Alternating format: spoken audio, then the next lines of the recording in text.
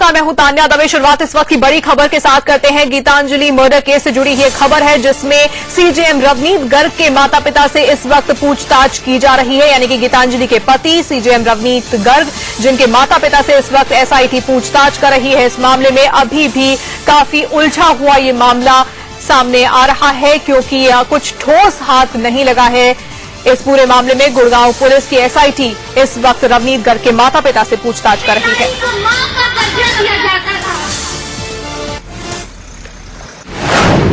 एक खून 10 सवाल।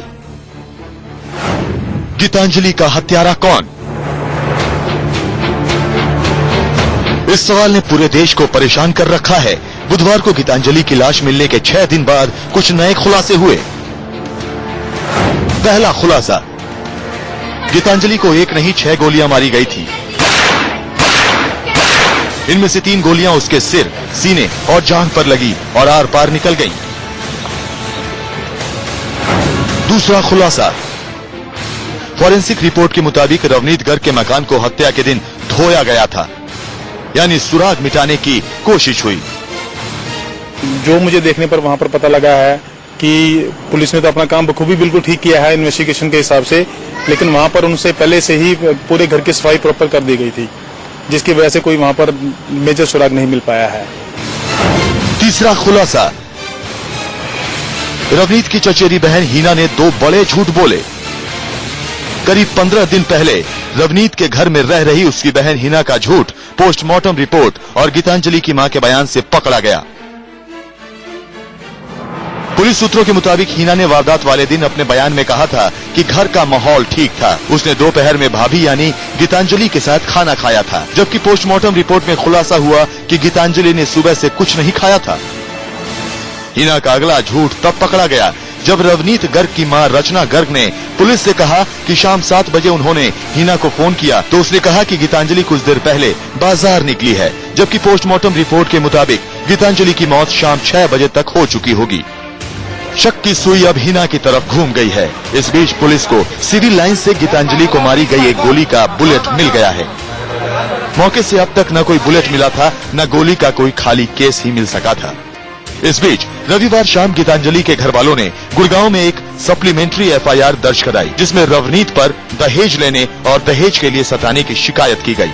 मगर सबसे चौंकाने वाला खुलासा गीतांजलि के भाई ने किया। राकेश गुप्ता ने आरोप लगाया कि रवनीत का किसी के साथ अफेयर चल रहा था।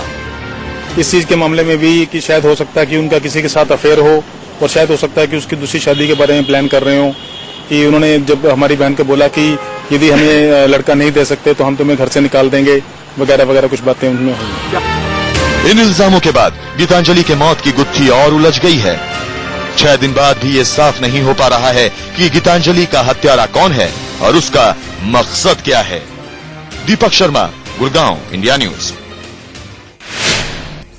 और सीधे गुड़गांव का रुख करते हैं। अभय पाराशर इस वक्त हमारे साथ इस चर्चा में जुड़े हुए हैं। अभय, माता पिता जो है रवनीत गर्ग के, उनसे पूछताछ एक बार फिर से की जा रही है इस मामले में, लेकिन कुल मिलाकर इतने दिनों से जो जांच हो रही है उसके बाद भी काफी उलझा हुआ ये पूरा मामला लग रहा है। कुछ ठोस हाथ नहीं लगाया अभी। देखिए, बिल्कुल तान्या, लगातार जो है मामला उलझता जा रहा है क्योंकि अब तक पुलिस को इन्वेस्टिगेशन के दौरान कोई बुलेट नहीं मिली थी। जहां पर डेड बॉडी मिली थी गीतांजलि की, उसके पास आज सुबह पुलिस को एक बुलेट मिली है। वो एक बुलेट इतने दिनों से क्यों नहीं मिल रही थी, क्योंकि लगातार वहां पर छानबीन की जा रही थी। फॉरेंसिक टीम वहां पर पहुंची थी, एसआईटी भी वहां पर पहुंची थी, लेकिन आज एक बुलेट उन्हें मिल गई है। इसके अलावा अभी बड़ा सवाल ये भी है कि अगर टोटल 3 गोलियां मारी गई थी गीतांजलि को, जैसा कि पोस्टमार्टम रिपोर्ट में साफ हुआ है, तो बाकी की 2 गोलियां कहां पर हैं। और यह भी बताया जा रहा है कि टोटल 6 गोलियां थी उस रिवॉल्वर के अंदर, 3 चलाई गई थी जो कि उसकी गीतांजलि की बॉडी से आर पार हो गई थी, लेकिन एक ही आज बुलेट वहां से मिली है। इसके अलावा लगातार, क्योंकि एफआईआर दर्ज हो चुकी है, 302 का मुकदमा दर्ज हो चुका है रवनीत और साथ ही साथ उनके माता पिता जो है के गर्ग और रचना गर्ग के ऊपर, लेकिन अभी सिर्फ पूछताछ का सिलसिला चल रहा है। आज दोपहर 2 बजे से गुड़गांव में जो एसआईटी की टीम है वो एक गुप्त जगह पर इन सबसे पूछताछ कर रही है।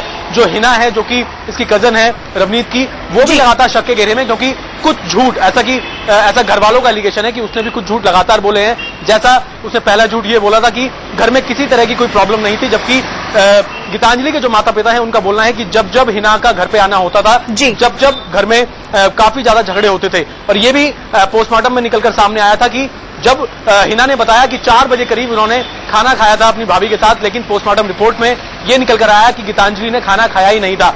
बाकी कई सारे सवाल हैं। आज 5 बजे गुड़गांव पुलिस के जो कमिश्नर हैं वो एक प्रेस कॉन्फ्रेंस करेंगे। बिल्कुल, और अब उम्मीद की जा रही थी कि इस प्रेस कॉन्फ्रेंस में पूरी तरह से ये बात साफ हो जाएगी और खुलासा कर दिया जाएगा कि आखिर गीतांजलि का हत्यारा कौन है, लेकिन अभी तक जो कुछ चल रहा है उससे अब ऐसा नहीं लगता है, क्योंकि एक बार फिर से अब रवनीत गर्ग के माता पिता से इस वक्त पूछताछ की जा रही है। अब आपसे आगे भी अपडेट लेते रहेंगे।